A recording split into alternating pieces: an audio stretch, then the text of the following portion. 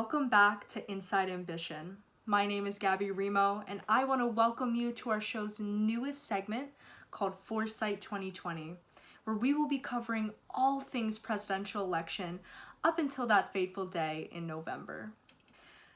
Now, with this new segment, my goal here is this: to remain as non-partisan as possible. So wish me luck. Now, before we get into it, I figured as the new kid around here, I should introduce myself.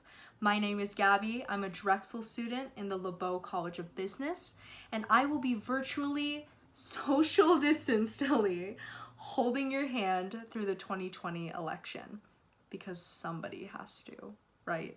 I mean, you see how polarized our politics are. It's always the left is communist and the right is fascist, and the middle is just a bunch of indecisive communist fascist fence sitters. And it's all just a lot of noise. But I encourage you to listen and pay attention, especially during a crucial election year like 2020. And for this week's episode, I am specifically talking to you. Yes, you. The youths, the youngins, the TikTok stars of a generation, but more importantly, here, the lowest rate of voter turnouts. Let's get into it. As a bitterly divided nation, politics can sometimes feel hopeless. And not to mention, politics can also be really confusing. So I can see how voting loses priority in some people's lives, but the youth turnout rate to voting is an abysmal number. Why do so few young Americans participate in the election? Historically, America has one of the lowest rates of voter turnout amongst all global democracies.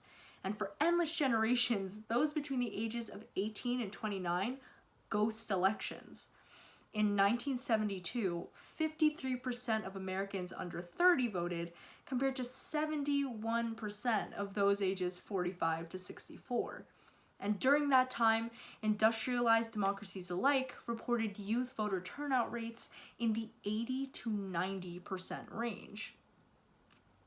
Specific to the 2016 presidential primaries, 23% of young people voted. And believe it or not, that was a vast improvement from previous primaries. But to lump sum all young people into this disinterested group of non-ballot casting hooligans is unfair.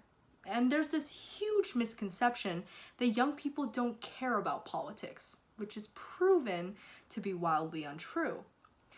According to the American Political Science Association, interest in elections, public affairs, and general care for who's president all averages at about a 75% care rate amongst young people. So it's fair to assume young people feel engaged with the issues, but disengaged with the parties. We see it every day. Young people are plugged in real time on online news 24/7. We are living in the most transparent digital informational age. I mean, just think of how many protests you've seen on Instagram Live. And with all the momentum we generate through online posting, we could easily show up and turn out an election. So what is it that's stopping us from taking our passion to the polls?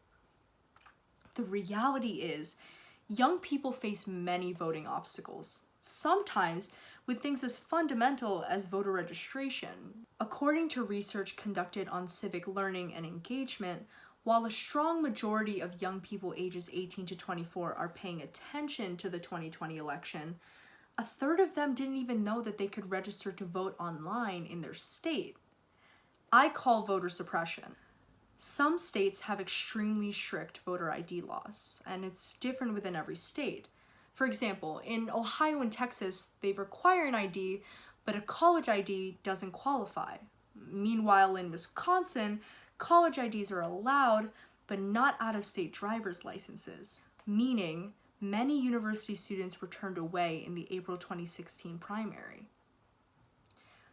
Now, if you're one of those young people who is just not interested in politics, who just isn't like other girls, I want to break down the importance of your vote. Now, whatever you find yourself passionate about, immigration, human rights, Black lives, the Second Amendment, you name it, you have the power to make a difference. I mean, we can't all be in Washington wearing pantsuits and getting owned on the congressional floor by the powerhouse that is AOC.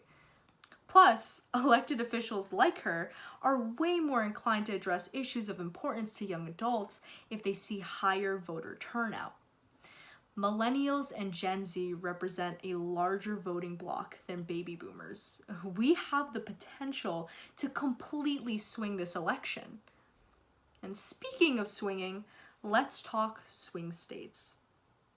You may be thinking to yourself, well, Gabby, my home state always swings right, or always goes left, so my vote is useless in this presidential election. Does it really even matter? Well, fellow Drexel Dragons, it definitely does in Pennsylvania. In Pennsylvania, there are 20 electoral votes at stake. That makes PA the 5th highest in influential states in the Electoral College. Plus, since the 1824 election, there have only been 5 US presidents to win the Electoral College, but not the popular vote. And that includes President Donald Trump.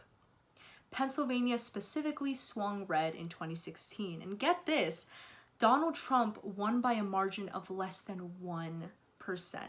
He was the first Republican candidate to win the Keystone State since 1988. So, for the 2020 election, the PA vote is up in the air, and the voter turnout for younger people in this state is crucial. So, here's some quick tips on voting in Pennsylvania for us Drexel Dragons. If you're an out-of-state student, you may be eligible to cast an absentee ballot in the state. Everyone can register online to vote, and the deadline to register for the November presidential election in PA is October 19, 2020. And if you decide to do it snail mail, the mailing office must receive it prior to 15 days before the election. You can check your voter registration status via the Commonwealth of Pennsylvania website or in your home state's government website. Or even now, you can check Instagram, Snapchat, and other various social media channels. If you're on the fence about voting, I encourage you to go out and do it. Vote for the future of your kids and your families, but ultimately your life. You have to make choices for you, choices that will best impact you down the line. It's the same way I try my absolute hardest not to fall in love with every single guy I meet, so that in 6 months, when I'm ultimately heartbroken, I'm not spooning the same 2 men I was 6 months prior. Ben and Jerry. Pain. I hope to have inspired you today, not with my sad love life, but ultimately through my conviction. And besides, voting is just the start to being a politically active member of society. More on that next week.